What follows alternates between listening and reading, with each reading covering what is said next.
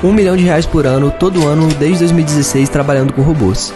Isso mesmo, 2016, 17, 18, 19 e 20. E agora em 2021, com certeza eu vou conseguir também. Eu tenho uma máquina de fazer dinheiro na minha mochila e vou te mostrar como você também pode ter a sua. Quer saber como? Clica no link aqui embaixo desse vídeo e vem comigo. Eu não tô aqui pra te mostrar só os meus resultados, eu quero te mostrar os resultados de um aluno meu que usou o meu método e também tá tendo muito resultado trabalhando pela internet. Dá uma olhada aqui, ó, no celular dele, hein? Ele vai abrir aqui o celular, vai mostrar em tempo real, no aplicativo do PagSeguro. Atualmente eu tenho mais de 18 mil para sacar e ainda tenho 3 mil para receber. O método do João Pedro realmente funciona e mudou a minha vida.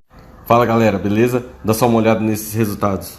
Um mês trabalhando em casa, usando apenas o celular. Você também pode fazer isso. Quer saber como? Então clica no link na descrição desse vídeo que eu vou te ensinar.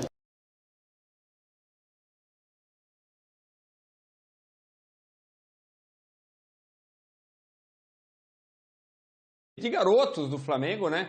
O Gabigol já tinha voltado, agora voltou todo mundo, inclusive o Rogério Ceni, e o Flamengo ganhou 3-0. Já já a gente chega com os gols para você. Os gols do Bruno Henrique no primeiro tempo, depois o segundo, o Arrascaeta e o Gabi fecharam a conta 3-0. O Flamengo segue muito bem no Campeonato Carioca, agora com os titulares. Mas o primeiro tempo, muita posse de bola do Flamengo, mas não conseguiu chegar tantas vezes assim ao gol do Bangu. Foi isso, ô Zupac?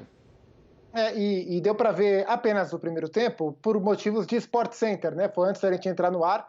O que eu vi foi um Flamengo buscando bastante movimentação, né? Foi um Flamengo que tomou conta do seu campo ofensivo, a postura era exatamente a esperada. Exatamente a postura que se imagina de um Flamengo e Bangu, e era um Flamengo tentando, através da sua movimentação ofensiva, encontrar bons passes para furar um bloqueio defensivo e criar suas chances de gol. Gostei bastante do que eu vi do jogo, da movimentação do Diego, não só porque ele assiste, ele cruza para o Bruno Henrique como um centroavante cabecear para fazer o primeiro gol do jogo, mas porque dentro dessa dinâmica de meio campo, o Diego era quem mais carimbava o jogo, se aproximava dos homens mais da linha defensiva para pegar essa bola e a conduzia, tentando achar o passe para o Everton Ribeiro, tentando achar o passe para o próprio Gerson, que se movimentava um pouco mais próximo da grande área, da meia-lua, e evidentemente tentando achar os homens de frente. O próprio Gabriel se movimentou bastante para muitas vezes o Bruno Henrique fechar como centroavante. Em um desses cruzamentos do próprio Gabriel pela direita, o Bruno cabeceou para fora. Num outro cruzamento que veio do Diego, da direita também, o Bruno Henrique de 9 fez o primeiro gol do Flamengo. A gente já vê aí o gol do Bruno Henrique, como ele sobe, né?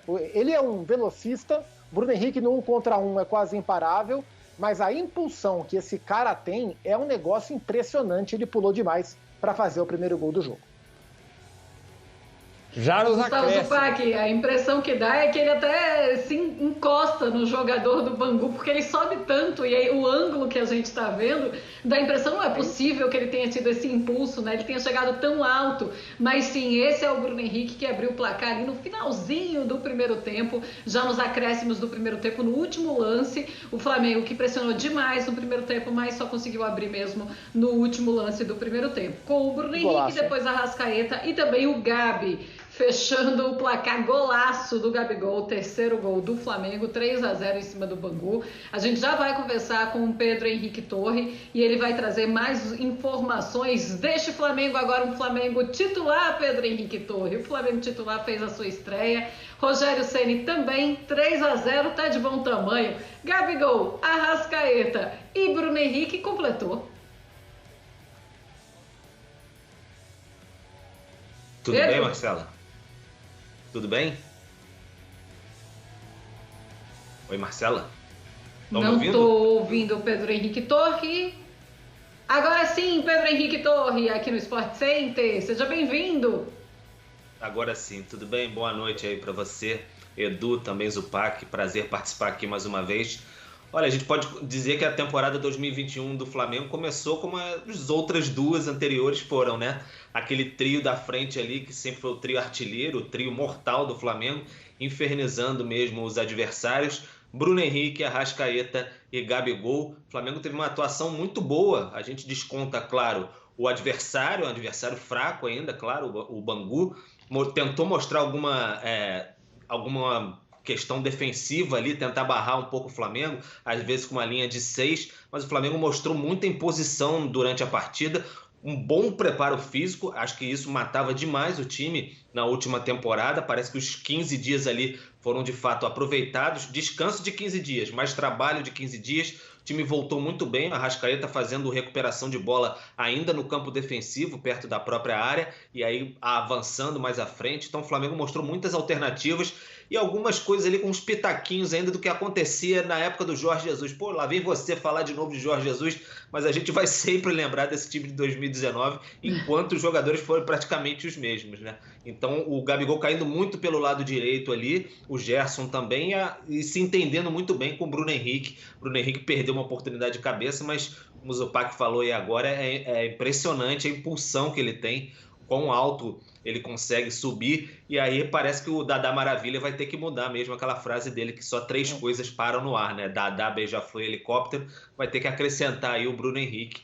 Impressionante a impulsão dele. O Flamengo volta logo agora, depois do jogo lá em Volta Redonda, volta para o Rio de Janeiro. Amanhã à tarde dá sequência no campeonato, na competição, na temporada, e aí treina no Ninho do Urubu, técnico Rogério Ceni.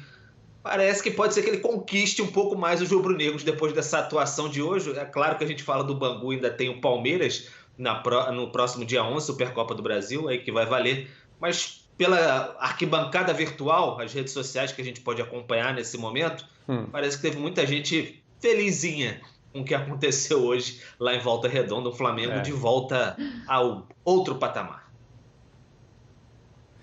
É o prenúncio de mais uma grande temporada. O Flamengo quer o tricampeonato consecutivo do Brasil. Vamos dar uma olhada em mais lances. A gente viu os belos gols do Flamengo, né? O do Arrascaeta foi uma beleza também, o segundo. Vamos dar uma olhada em mais lances da partida em Volta Redonda. Põe na tela para a gente acompanhar no Sport Center. A gente vai conversando, né, Gustavo Zupac, deste Flamengo que voltou com o time titular. Na primeira chance do jogo, Marcelo Matos assustou o Diego Alves em cobrança. Marcelo Matos, aquele, hein? Eu comentava até que em enquetes é aquele que era do Corinthians, né? Isso, ele mesmo. E aí uma jogada, o Flamengo tentou muitas vezes essa bola alta para superar aí a defesa do Bangu, né? A gente viu ali Diego tentando achar o Everton Ribeiro, aí o Gabigol cruza de 3 dedos pro Bruno Henrique, essa foi para fora. Até que no final do primeiro tempo sairia o gol. E a construção do Flamengo, Edu, geralmente pela direita. Faz o Pac, vai lá. E a construção geralmente pela direita. E muitas vezes o Diego cruzando. Ou o Diego, ou o Everton Ribeiro, ou o Gerson, ou o Gabriel, né? E aí o cruzamento é certeiro pro Bruno Henrique subir de cabeça. O Gabriel estava na área nesse lance e ele fez o primeiro gol do jogo. Eu vou esperar os lances rodarem um pouco mais. Me chamou muito a atenção o terceiro gol do Flamengo. Tem um detalhe bem legal para a gente falar quando chegar a vez do gol do Gabriel, Edu.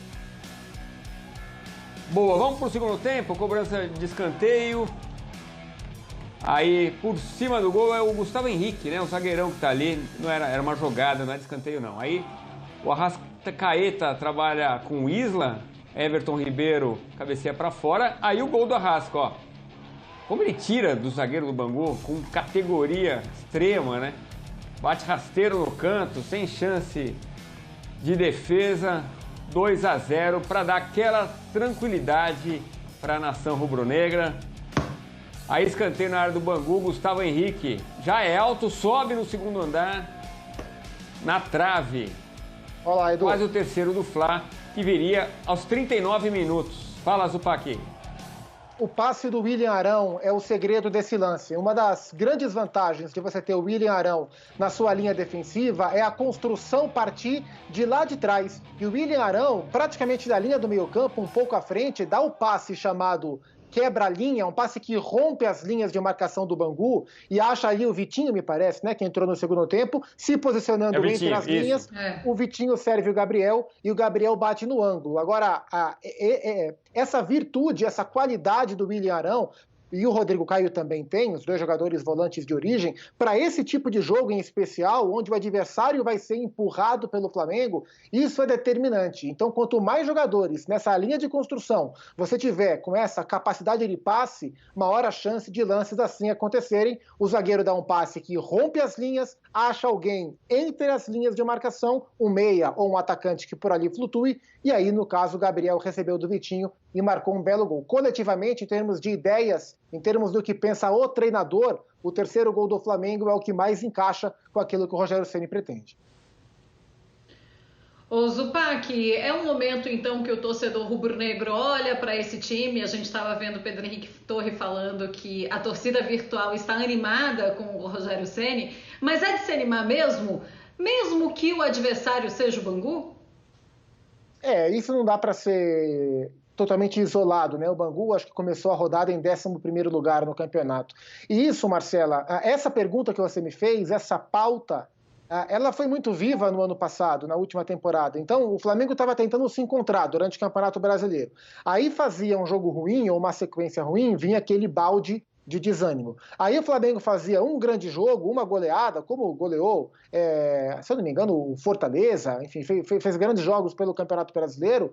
Depois das goleadas, o assunto era: despertou o Flamengo? Voltou o Flamengo de 2019? A gente podia achar que sim. Aí passava 2, 3 jogos, o time voltava a oscilar e a gente voltava a discutir as oscilações. Então, é claro que uma atuação como essa pega aquele flamenguista mais esperançoso, aquele rubro-negro mais esperançoso em ver o time de volta e desperta essa tensão. Mas é o primeiro jogo de uma pré-temporada, repito, Carioca é pré-temporada para esses caras. O Bangu é um time bastante inferior ao time reserva do Flamengo, o que dirá do time titular. Então eu vou com calma. Claro que o ideal é que seja sempre assim, mas por enquanto a análise tem que ser apenas sobre o jogo de hoje.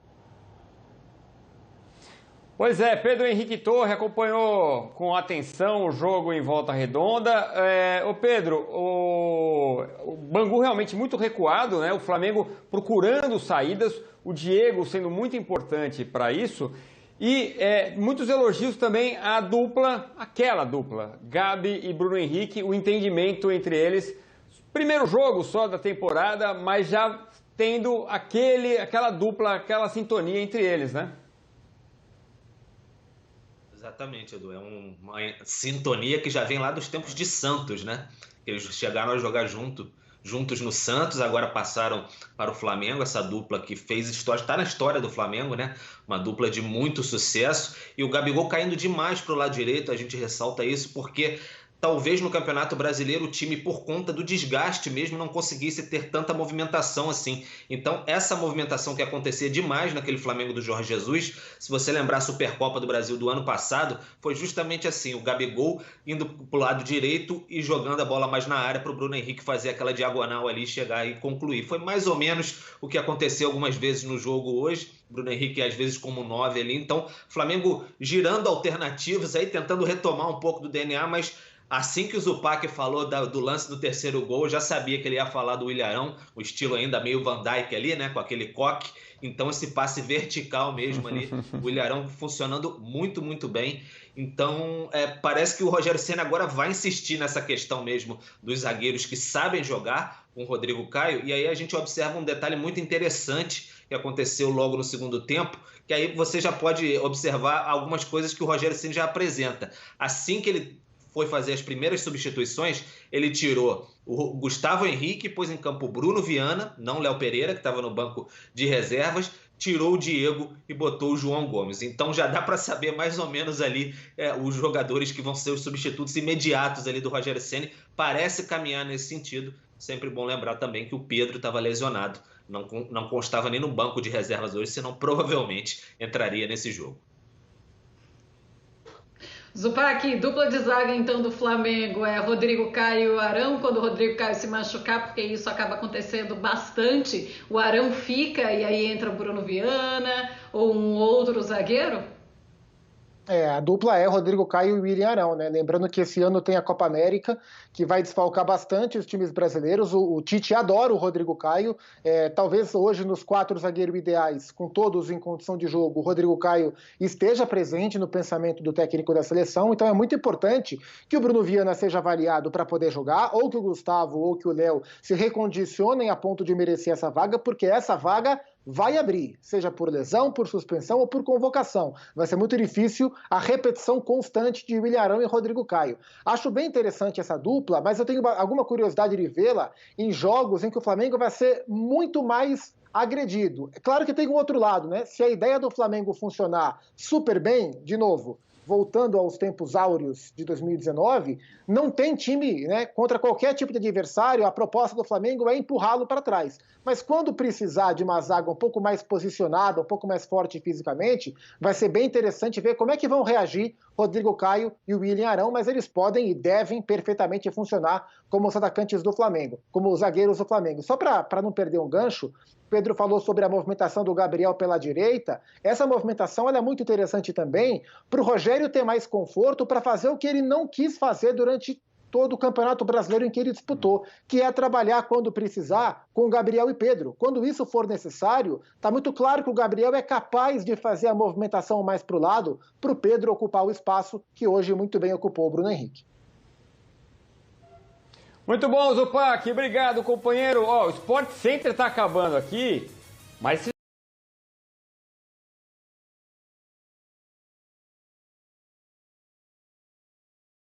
Cara, olha só, tá vendo esse computador aqui? Apenas com ele e uma conexão com a internet, eu faço vendas todos os dias quase que no piloto automático. Inclusive, dá uma olhadinha nos meus resultados do ano passado. Eu filtrei do dia 1º de janeiro de 2020 até o dia 31 de dezembro de 2020. E como você pode ver aqui, eu fiz mais de 1,5 milhão em vendas, mais de 1,5 milhão em comissões, trabalhando 100% online. Você quer aprender como que eu faço isso? Então clica no link aqui embaixo desse vídeo e vem comigo.